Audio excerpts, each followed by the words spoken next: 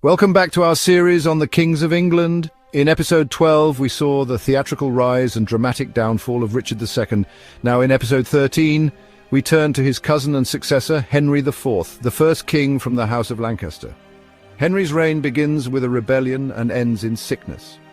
He seized power by deposing a consecrated monarch, an act that left deep questions about royal legitimacy. Over the next 14 years, Henry would face revolts, assassination plots, and religious unrest.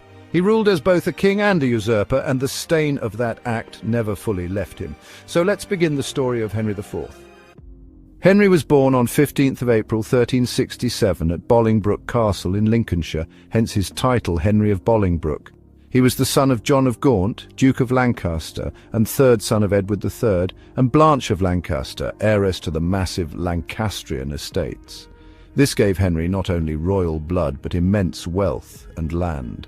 He joined Richard II's expedition to suppress the peasants' revolt in 1381, and later went on crusade in Prussia and Jerusalem. Initially loyal to his cousin Richard, Henry turned against the king after 1397, when Richard began targeting old enemies. In 1398, Henry was exiled for 10 years after a dispute with Thomas Mowbray, Duke of Norfolk, but the real break came in 1399, when John of Gaunt died and Richard seized his lands. As historian Anthony Steele writes, Richard's greed and paranoia opened the door to his own ruin. While Richard was in Ireland, Henry returned to England with a small force, supposedly only to reclaim his inheritance. But popular support surged. Major nobles, especially the Percy family of Northumberland, backed him. By August, Henry had captured the king. In October, Richard II was forced to abdicate. Parliament approved Henry's claim, not by hereditary right, but because Richard was said to be unworthy. On 13th October 1399, Henry was crowned as Henry IV, the first king of the Lancastrian dynasty. Yet questions lingered. Was Henry a restorer of order or a destroyer of divine kingship? Henry tried to justify his rule with a tenuous genealogical claim, tracing his right from Henry III's second son, Edmund Crouchback. But everyone knew his claim was weaker than Richard's designated heir, Edmund Mortimer, Earl of March.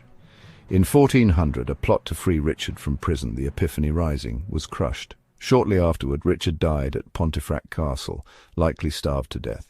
Though Henry denied involvement, many blamed him. This beginning, says historian Ian Mortimer, left Henry haunted by insecurity, constantly defending a crown he had not inherited but taken. Henry owed his throne to the Percy family, but gratitude quickly turned to distrust. In 1402, the Percys grew angry over unrewarded service and Henry's refusal to ransom their relative Edmund Mortimer, captured by the Welsh rebel Owain Glyndŵr. In July 1403, Henry Hotspur Percy rose in rebellion, joining forces with the Mortimers and Glyndŵr. They met the royal army at the Battle of Shrewsbury on 21st July. The battle was brutal. Hotspur was killed in the fighting, and Henry's eldest son, Prince Henry, later Henry V, was wounded by an arrow in the face. Shrewsbury marked a turning point. Henry won, but the unity that brought him to power was shattered. The Welsh continued to resist under Glyndŵr for years. Henry's reign also saw the first persecution of heresy in England. The Lollard movement, inspired by John Wycliffe, criticised the Church's wealth and rejected papal authority. In 1401, Parliament passed De Heretico Comburendo, allowing heretics to be burned at the stake.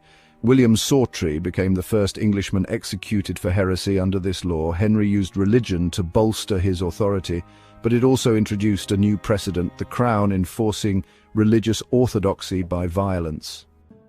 From 1405, Henry's health began to fail. He suffered from a debilitating skin disease, possibly leprosy or psoriasis, and violent seizures. This weakened his ability to govern. Factions at court vied for influence, while Prince Henry, now an ambitious young man, pressed to assume more power. Their relationship grew tense. In 1411, the prince led an unauthorized military expedition to France. Henry IV dismissed his son from the council shortly after. The king withdrew increasingly from public life. Chronicler Thomas Walsingham notes that Henry often collapsed mid-mass and was afflicted by a divine punishment for seizing the crown. Henry IV died on March 20th, 1413, in the Jerusalem chamber of Westminster Abbey. He had hoped to go on crusade, but never fulfilled that vow. Ironically, he died in a place named after the Holy Land. He was buried not in Edward III's royal chapel, but in Canterbury Cathedral beside Thomas Becket. A symbolic choice, perhaps, to sanctify his troubled reign. His son, Prince Henry, succeeded him as Henry V. Henry IV's reign was defined by survival. He seized a throne that was not rightfully his, and spent the rest of his life defending it. He was a skilled politician, if not a visionary king.